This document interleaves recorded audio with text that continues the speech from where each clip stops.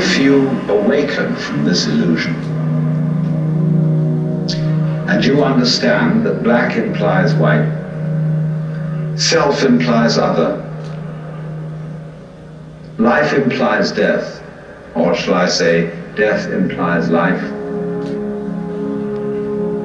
you can feel yourself not as a stranger in the world, not as something here on probation, not as something that has arrived here by fluke, but you can begin to feel your own existence as absolutely fundamental. What you are basically, deep, deep down, far, far in, is simply the fabric and structure of existence itself. So, say in Hindu mythology, they say that the world is the drama of God. God is not something in Hindu mythology with a white beard that sits on a throne and that has royal prerogatives.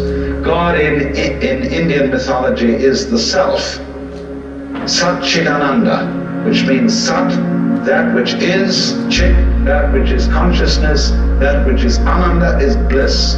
And in other words,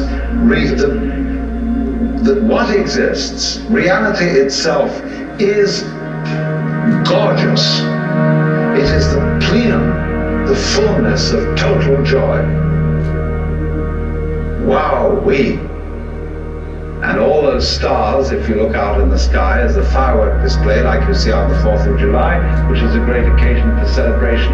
The universe is a celebration. It is a fireworks show to celebrate that existence is. Wow-wee.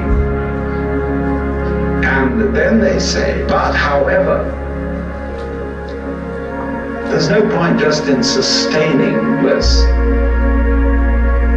Let's suppose that you were able every night to dream any dream you wanted to dream. And that you could, for example, have the power within one night to dream 75 years of time. Or any length of time you wanted to have. And you would naturally, as you began on this adventure of dreams, you would fulfill all your wishes.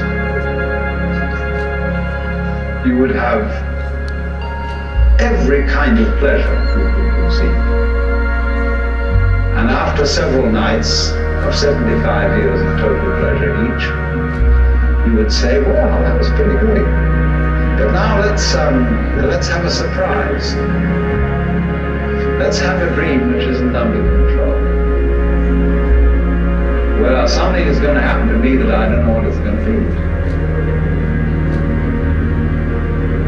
And you would dig that and come out of that and say, wow, that was a close shave, wasn't it?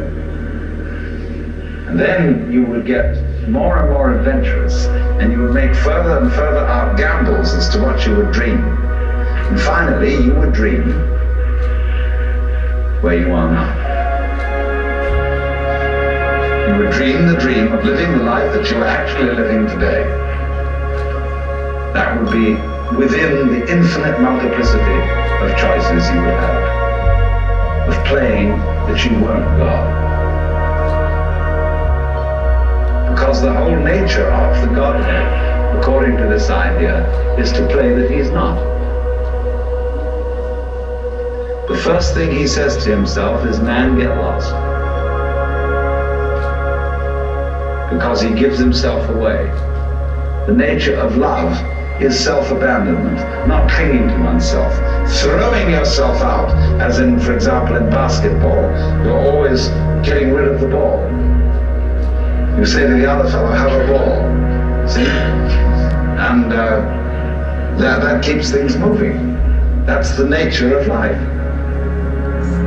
So in this idea then, everybody is fundamentally the ultimate reality.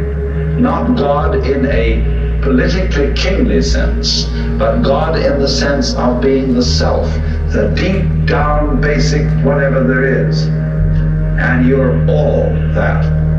Only you're pretending you're not.